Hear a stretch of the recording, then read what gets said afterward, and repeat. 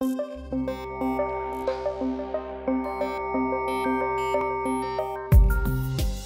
ECIS is going to be a study, an in-depth study of serious injury crashes that happen in the state over a 3-year period. Each crash will really start in the hospital setting, so in our trauma centres. We will have a nurse that will approach people who have been involved and who have been injured and admitted to hospital.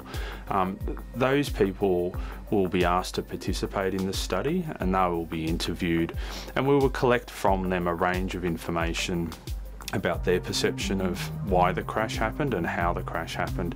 And then what we'll do is we'll look at their injuries from their medical file, and then we'll seek to validate that with the ambulance information, the information from tow truck operators, and also with the police.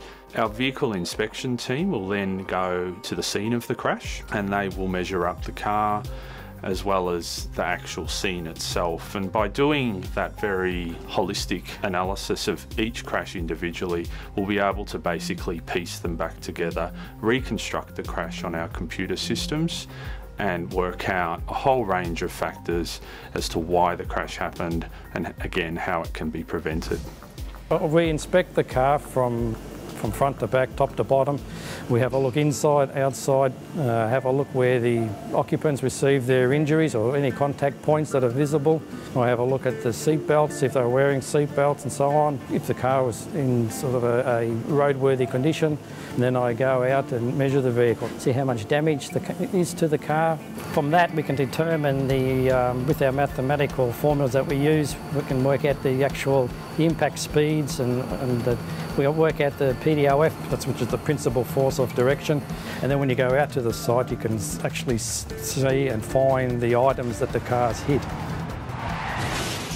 We will be looking in very significant detail at the behavioural elements of why the crash happened, as well as having each crash looked at individually and each crash reconstructed using a very sophisticated computer program. That will allow us to look at impact speed and the dynamics of the vehicle leading up to the crash. We'll also be looking at the event data recorder, which in modern cars will tell us the 5 seconds leading up to the crash, the sorts of things like steering, speed of the vehicle, and braking behaviour of the driver as well. So it gives us for the first time a really fantastic opportunity to validate what the driver's been saying, and it will give us information that we've not had before.